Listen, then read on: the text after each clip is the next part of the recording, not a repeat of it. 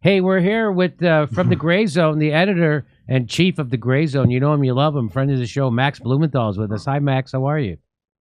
Good. How are you doing? Now, the CDC changed their guidelines, and I want to remind people that now guys like Bill Gates, who wanted the whole world locked down and everybody vaccinated and all that stuff, are now coming around to our point of view, which is the Barrington Declaration point of view, which is this. It wasn't until early February when I was in a meeting that experts at the foundation said, there's no way, there's been too much travel without diagnosis for us to contain this. So that's a lie. He's lying. If that's true, then why did I know it on my show? Because Dr. Robert Malone told us there's no way to end this pandemic with this vaccine because it's a leaky vaccine, meaning it doesn't completely stop or from me transmitting it or contracting it. And so he's pretending, it's because of travel. That's not why, because their vaccines wouldn't stop the pandemic. That's why. Here we go. And at that point, we didn't really understand the fatality rate. We didn't understand that it's a fairly low fatality rate and that it's a disease mainly of the elderly, kind of like flu is, although a bit different than that. So that was a pretty scary period, right? Where the world... That's weird that his experts didn't know about any of that stuff till February of 20. Isn't that weird? Did you fire all those experts? Because everybody at the Jimmy Dore show knew that. That's something they should have known. And why won't people trust the science? They cried as the science finally reached conclusions most people had figured out 18 frickin' months earlier. Why won't people trust the thing that we tell them is science? That's what they're really saying. Just because we fake not knowing the science for 18 months, because we need the science to say something different, because billions of dollars are at stake, why won't people trust the fake science that we tell them? And remember this, he also said this. The idea of checking if people are vaccinated, if you have breakthrough infections, what's the point? I'll play that again. Can you crank it up a little, Andrew? The idea of checking if people are vaccinated, if you have breakthrough infections, what's the point? So again, there he is a year behind the Jimmy Dore show. And that was our stance why we were against mandates, because there's going to be breakthrough infections, and who do you care if you get it from? So anyway, this is the new thing. The CDC is easing COVID guidelines, noting the virus is here to stay, something we also knew a year ago at the Jimmy Dore show. Isn't that weird? Turns out, so here's basically, I'm going to give you the condensed version. This is the new guidance. The new guidance says those exposed to the virus are no longer required to quarantine. Unvaccinated people now have the same guidance as vaccinated people.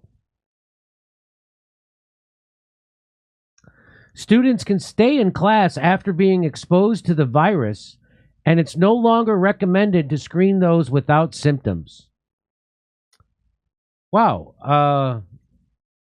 And a big update from the CDC Gov. Today is the CDC recommendations no longer differentiate based on a person's vaccinated status, acknowledging, what are they acknowledging? Breakthrough infections are common, meaning everybody who's been vaccinated is going to get COVID. It's not a breakthrough infection. It's just a normal thing that happens now with this virus. There's nothing breakthrough about it.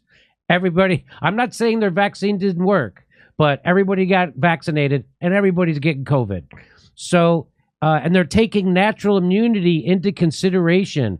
They're taking natural immunity into consideration, Kurt. You know that thing that's been a thing forever? And I tweeted this. I said the CDC is doing that. Weird how they had to deny natural immunity for so long so Pfizer and Moderna could add billions more to their pockets. I remember how hilarious it was watching Sanjay Gupta have natural immunity explained to him by Rogan. You want to watch? So for you, Joe Rogan. Yes. I would say you've had it. Yes. So now get one shot of the vaccine. No. Why not? Because I have better immunity than I would if I was vaccinated. Right? Yes. Don't I? I think your immunity is really good. So why, if I've already gotten through COVID and I was really only sick for a day, and then 5 days later I was negative, And I do have the natural antibodies now. Why would I take a chance in getting vaccinated on top of that? By the way, I'm glad you're better. I'm Thank glad you. I'm vaccinated. You're probably the only one at CNN that's glad. No. We're not. The rest of them are all lying about me taking horse medication. And we should talk about that. That bothered you. It should bother you too. They're lying at your network about people taking. Okay, so that was the natural immunity part. So, here's one last slide. So the CDC now says that due to breakthrough infections and natural immunity, there's no reason to treat vaccinated and unvaccinated people differently. Twitter banned users who pointed this out last year. Never forget that people were censored for saying what the CDC is saying now. So then after Joe Rogan, Sanjay Gupta actually confronted Dr. Fauci about this. And watch this. There was a study that came out of Israel about natural immunity. And basically the headline was that natural immunity provides a lot of protection, even better than the vaccines alone. What are people to make of that? So as we talk about vaccine mandates, I get calls all the time. People say, I've already had COVID. I'm protected. And now the study says maybe even more protected than the vaccine alone. Should they also get the vaccine? How do you make the case to them? You know, that's a really good point, Sanjay. I don't have a really firm answer for you on that. Bam! Look at the subheading. Biden targets unvaccinated with new rules. Our patience is wearing thin. So guess what? Their patience has thickened, according to the CDC. And this gentleman was on our show, Jay Bhattacharya, and he says now that the CDC Gov has finally adopted focused protection as its COVID strategy, it's crucial for people at the local level to insist that the futile, harmful COVID suppression policies be ended. Speak up at school board meetings against vax discrimination and asymptomatic testing. So he's a real doctor, and he was one of those people who were out in front, and he was on the Barrington Declaration. And here's just, so let me just get, but there's still people doing this, Max. This is from today. Look at this. It's from August 12th. I'm sorry. This is from August 12th. Masks do not harm children. COVID does. No, masks harm children. A lot. Guy who knows nothing about anything. And you know what including children, because he has none. And you know what doesn't harm children? COVID. And you know who said that? The CDC said that. According to the CDC, among children, the mortality risk from COVID-19 is actually lower than from the flu. That was during Delta, which was a much more virulent strain of the COVID virus than this Omicron, which is now presenting as a cold to a lot of people. So, by the way, why don't kids get COVID badly? Scientists are unraveling one of the biggest pandemic's biggest mysteries. It's a big mystery. Who knew that children have stronger immune systems? Who knew? Except everybody who looked at it. Who knew this? Except everybody who looked at it honestly. So, Max, except physicians going back to the 6th century AD. We've all known, that's right. And we've all known natural immunity, how it works since the beginning of us knowing anything about a virus. But all of a sudden, all that went away during COVID. We didn't know how about natural immunity. Sanjay Gupta's telling him to get more vaccines and all this stuff. So come on, let me bring Max Blumenthal in. Go ahead. What do you have to say about the news? I say to the CDC, thanks for catching up to the Jimmy Dore show a year late. But what do you have to say? I hosted two of the 3 authors of the Great Barrington Declaration on my Rockfin show. It's public now. Everyone can watch it. And I asked Martin Kulldorff, formerly of Harvard University, epidemiologist, one of the premier figures in his field, researchers in the scientific field, about natural immunity and the history of it. And he said that this is something that has been recognized, at least in Western civilization, since the Greek physicians had to deal with a flu epidemic in Athens in the 6th century. And I remember learning about natural immunity in 5th grade biology class. It's something that we all understood to be real. But as soon as the Biden administration inherited the vaccine and began to mandate it, breaking its campaign promise, it also sought to further divide society by creating a fake division between the vaccinated and unvaccinated and undermining the historically, traditionally accepted consensus around natural immunity being an actual real thing was central to demonizing or targeting the unvaccinated, as that CNN Chiron said there, to say he was losing patience with the unvaccinated. And it was Biden who predicted a winter of extreme sickness and death for the unvaccinated. And that winter never really arrived.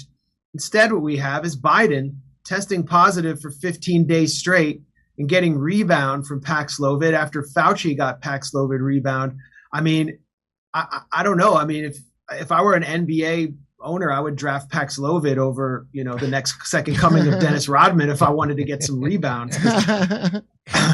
Lloyd Austin, the defense secretary, you see this guy wearing like a plastic helmet when he's getting off the tarmac to meet other defense secretaries. He's double boosted. He has COVID for the second time. So the reality of Omicron has kind of forced this walk back, along with the rebellion of so many people, especially parents in swing states, which is causing the CDC to adjust its guidelines. And another guideline we should you think that's what's here, doing it? You think it's parents pushing back? You think that's what's doing it, Max? That's a big part of it. And one of the things I would point to is what happened here in the DC area in Montgomery County after the CDC and local county commissioners, particularly in blue areas. Montgomery County is like the heart of liberalism. It's like the heart of white liberalism. And they, wealthy, affluent suburbs implemented a guideline where children who were exposed to someone with COVID symptoms, meaning if they were exposed to someone who had a cough, even at home, would be forced to quarantine for 10 days. And so within weeks of that guideline being implemented, over 5,000 children in Montgomery County public schools were forced to stay home to miss 2 weeks of class, which severely harmed especially the more vulnerable or working class and poor students. And this was a guideline that the liberal left supported. And the CDC has finally ended that guideline, along with recognizing natural immunity. And I should also mention one important point of natural immunity that Aaron Kheriaty, who's been on your show, Jimmy, pointed out in a recent Substack post. He is a professor of science at the University of California, Riverside, who lost his job because he refused to obey the vaccine mandate. And what his university told him and the judge told him was that the CDC says natural immunity doesn't exist. Therefore, you having had COVID before doesn't matter and you are a health risk. Completely anti-scientific ruling. Now the CDC's recognized it. So his lawsuit against the University of California, I think, will reach another phase. And I think this is another blow to the mandates. The mandates, maybe the final blow. How could it not be?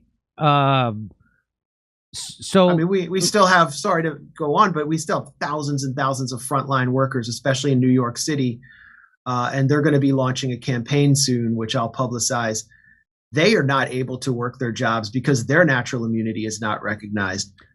Well, they fired 70,000 healthcare workers in the state of New York when in the middle of what they called a deadly pandemic, which now Bill Gates says they admit has a low fatality rate, and also mostly affects just the elderly, much like the flu, but a little different. Those are the words of Bill Gates. So they fired all those people.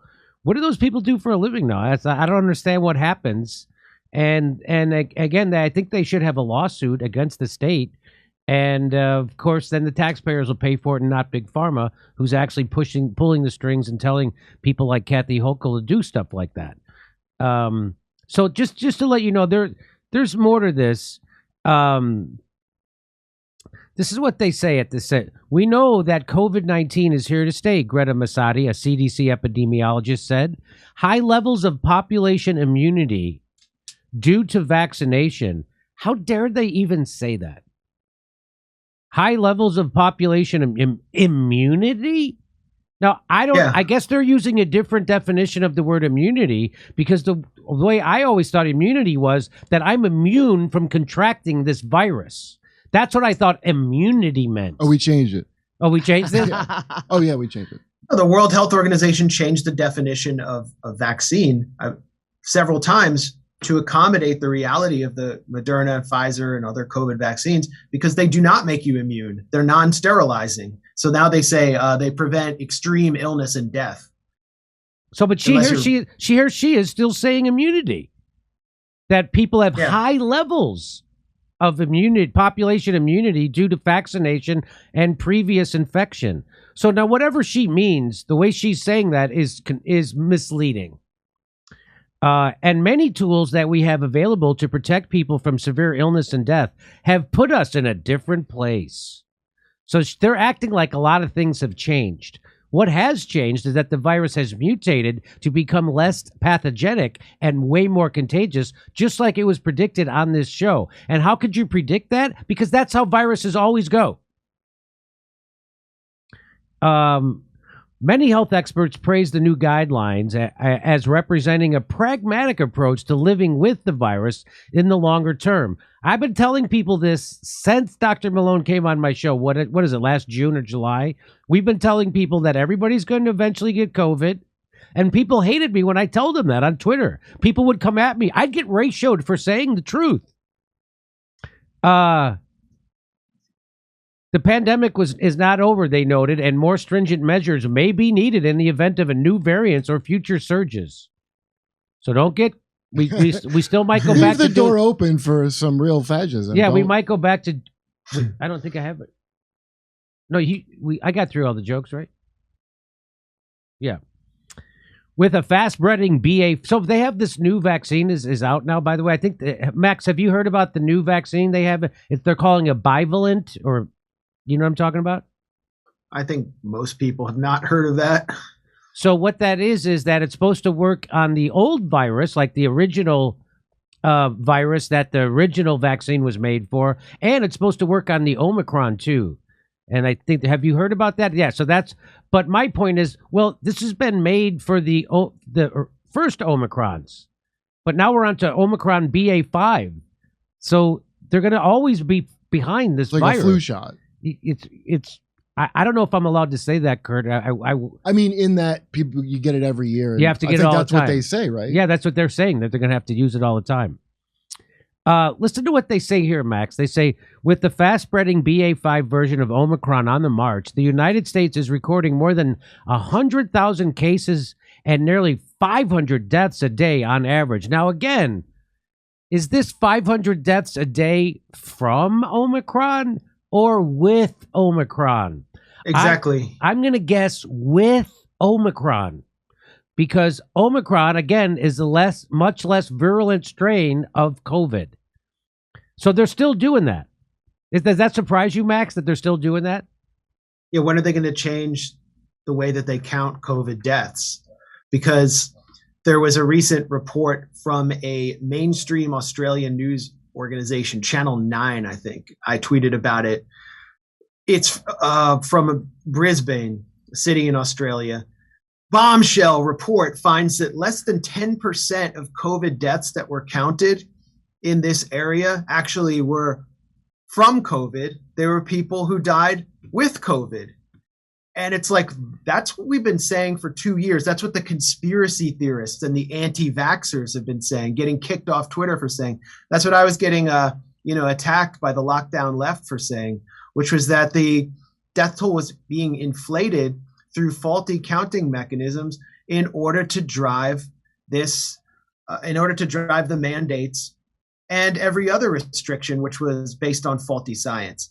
And so if you actually look at the CDC's own statistics, you find an average of 4.0 comorbidities for 97% of deaths recorded, and the last time I checked, it was 18,000 or more deaths were actually marked deliberate self-harm or poisoning, were registered as COVID deaths. I mean, if you actually go through the death tolls, it's just going to blow the statistic of 1 million deaths out of the water. That's not to discount that COVID does threaten some people who have comorbidities, who are older, but that is something that should have required focused protection instead of locking down an entire healthy population and subjecting them to this nightmare digital panopticon, which correctly made many people who actually still maintained their critical faculties see this to be about control and not public health. But don't you want to try out a nice Microsoft education at home? Yeah, that worked out really well for kids that, They're way ahead now. Let's put them in useless cloth masks forever instead. Most people in the United States are not up to date. It seems to me, if I'm reading the data correctly, are not considered vaccinated anymore, right? None of the lockdown leftists I know are getting boosters. They just talk a lot of shit online. That's all. That's what they think that'll prevent it. Well, I did have that. Our good friend Graham Elwood came on to argue in favor of forcing people to take an experimental vaccine, and in order to work or travel or do anything, and I wonder how they feel now about all this. I wonder if they realize that what we were saying all along was 100% accurate, and it's because I looked into it. The whole idea of they were saying that unvaccinated people were causing more deadly mutations of the virus and all this stuff. And yeah. And it's like they don't like the way it was explained to me by the guy who invented the mRNA vaccine technology is, again, the opposite of what the establishment media were telling you, and the establishment, Fauci and Collins. And they were just like they were lying about natural immunity, just like they were lying about masks, just like they were lying about herd immunity. They were also lying about everything. There's been no accountability from the people in our circles who came out and attacked us. The Fairness and Accuracy in Reporting, which is a left-wing media monitoring group, attacked me for raising the idea that natural immunity was a real thing. I was attacked. I don't know how this media monitoring group saw fit to attack me for that, but there's not going to be any walk back or retraction there. No. Now that the official experts who they trust have found that I and doctors from 6th century Greece were actually correct. And there's been no accountability at all. I mean, you had leftists saying that if we just vaccinated the world, that it would end the pandemic. They actually thought COVID could be ended. When my friend Graham came on the show, Max, that's what he was arguing. He said if 90% of the people, he said that on a show, if 90% of the people would have just got vaccinated, we could have got rid of this. And I had to explain to him, which he didn't believe, was that, no, that's not how, this isn't a sterilizing vaccine. It's a leaky vaccine. Sorry to interrupt. Go ahead. No, please. I mean, that's 100% right. And you saw these, you even saw socialist organizations earlier this year calling for hard COVID-0 style lockdowns against Omicron, which was kind of acting as a live vaccine through the population and was definitely milder. But it was infecting the laptop class, so that's when they got it all hysterical. the laptop classes. And it's the laptop class that fills those socialist organizations that we recruit from the PMC, the professional managerial class. So they all got hysterical and were calling for this crazy nationwide lockdown. And then a few weeks or months later, the Roe decision comes down from the Supreme Court, and they send all their followers out into big crowds to protest in close proximity with one another. So I guess the politics supersedes the lockdown that they wanted. But COVID and the Omicron variants, COVID and the Omicron variants were still there. So why did they suddenly change? There's no accountability here. We're talking about a political movement in the left that castigated so many people, that divided itself over all these phony concepts of they upheld this vaccine that that has like a best a 20-week efficacy against the new variants. They upheld it as this holy talisman. They practically worshipped it. They became a branch COVIDian cult, and they castigated anyone who disagreed with them, thinned out their movement ranks, and now they have nothing to say about it. And they've just moved on to another current thing. And it's just so frustrating for me to witness that. Marketing? That marketing would work actually on a movement that claims to actually be opposed to the system. Right. That even claims to be revolutionary. As soon as some unelected bureaucrat from the so-called capitalist state like Fauci comes out and tells you to lock down, these elements said, how hard? Yeah. And then they said, we want to lock down harder, Fauci. And you're supposed to be revolutionaries. I mean, and they supported one of the worst attacks on the working class in a generation. in maybe many generations, and you still have thousands and thousands of people who cannot work, people who are not part of the laptop class, especially the frontline workers who cannot work because they didn't take this vaccine that's not really even, in my opinion, a vaccine, and it is a therapy at best. So I have to let people know that YouTube says the exact opposite what you just said, Max. YouTube says that the vaccine is fantastic, and it helps everybody who takes it to keep. It's a great vaccine, and it keeps you from getting sick and hospitalized. So I have to give that context, or else they'll take my channel down because Big Pharma runs the world. Yeah, I had to do that too recently on a live stream, and it's still up for now. Okay, so I just want to let you know, and according, I wonder if my friend Graham is getting his booster. I wonder if the people who castigated me I'm going to guess not. I'm going to guess they're not. I don't know. Maybe they are. So, and then you know who's not getting it? The people in Africa that everyone wanted to save when they were howling about vaccine apartheid and the need to vaccinate the world, including Christine Lagarde, the central banker of the EU, who is kind of repping or fronting for all the big pharma companies. A factory in South Africa for Johnson & Johnson was recently opened, and it did not receive a single order. I'm pretty sure it was South Africa, not one single order. And if you believe the statistics from these countries, which was reported, I think 3 months ago in the New York Times, their death rate is significantly lower than the West. Their death rate is certainly significantly lower than Australia right now, which is one of the world leaders, according to this faulty counting mechanism, in deaths. And it's Australia that is hyper-vaccinated, that is one of the most boosted countries in the world. Why is Africa doing so well? Well, one reason is that it has a very young population that has acquired natural immunity. They're good. And they don't want this. So forcing it on them was kind of a form of colonialism. And in countries like Rwanda that is ruled by Paul Kagame, a strong man backed by the West, who is on stage sitting next to the Pfizer CEO, as well as Klaus Schwab at the most recent World Economic Forum. He's a World Economic Forum contributor.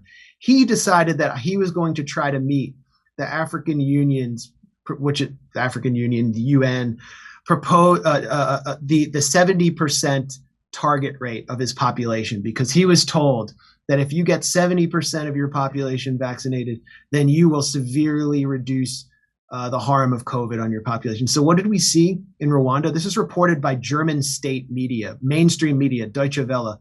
People being taken out of their homes and forcibly vaccinated by Paul Kagame's security forces against their will, a massive human rights violation. So the mandates would follow from the massive deliveries of these vaccines at the time when natural immunity wasn't recognized. But Africa has shown the world that natural immunity is real, and also has shown the world that countries can go their own way. Eritrea has not ordered a single COVID vaccine, and you're not seeing mass death in that country. Now, I think it's fine if they want to make it available, but Africa is the lesson from Africa right now is a really strong one. And it's not the one that those in the U.S. left want to actually acknowledge. Well, but Bill Gates actually referred to Africa. What's happening with COVID in Africa is that people were getting Omicron, and they were saying that's like a natural vaccination, because they get very mild symptoms like you would get from a vaccine, and then they have a natural immunity. And he said, but it was funny, it was a slip of the tongue, or a Freudian slip. When Bill Gates talked about this, he said, sadly, they're getting naturally vaccinated from the virus. Sadly? Why is that sad? Well, because he can't make money off it, I guess. That's what people speculated. That's what I thought. That's a weird way to say it. He slipped, and he told the truth. Go ahead. Yeah, I'm glad you brought that up. I mean, more explicitly at the World Economic Forum, the 2022 World Economic Forum, the first in-person one in 2 years, Pfizer CEO Albert Bourla said that they are not taking our vaccines in Africa, and this is a tragedy. because I have to throw away tens of millions of vaccines. The Moderna CEO said, who's seen his company go from zero to hero, who is one of the biggest profiteers from the pandemic, issued the same complaint that he's had to throw out millions of vaccines because the people of Africa don't want it. But what is actually happening on the ground in Africa? Are we seeing mass death because they didn't want to do what Albert Bourla wanted to do? That's not what we're seeing. We are seeing, however, the hyper-vaccinated countries still struggle with COVID. Israel, Australia, New Zealand is now, I mean, they failed in their COVID zero approach. And just to let you keep you update, nobody's getting this. The people aren't vaccinating their babies. Like, so they made it available for babies and stuff, and like something like 2% of parents are doing that, vaccinating babies and stuff. And so just 30% of 5 to 11-year-olds are vaccinated, have their primary vaccine. That's not a booster, just their primary. So only 70% of 5 to 11-year-olds are not vaccinated, and 40% of 12 to 17-year-olds are not vaccinated at all, let alone their booster. So this game is over now. It ran its course, I think. What do you want to say, Here's Matt? what the New York Times didn't tell you, that New York City is closing all of its municipal-run COVID-19 vaccination sites for children under 5 because no one is going to them, citing a recent decrease in demand. That's according to Gothamist.com, which is a local New York City news site. So it's over. The parents said no. And I really have questions about the parents who said yes. Like, what kind of propaganda did they have to shove down your throats to get you? And these tend to be like hyper-educated people. The more educated, laptop class is a good way to put it. Yes. I know exactly what, their entire social circle. Yep. Hey, we're coming to Tulsa, Oklahoma City, Detroit, Los Angeles, Spokane, Tacoma, Denver. Go to jimmydorecomedy.com for a link for all our tickets for all our live shows. See you there.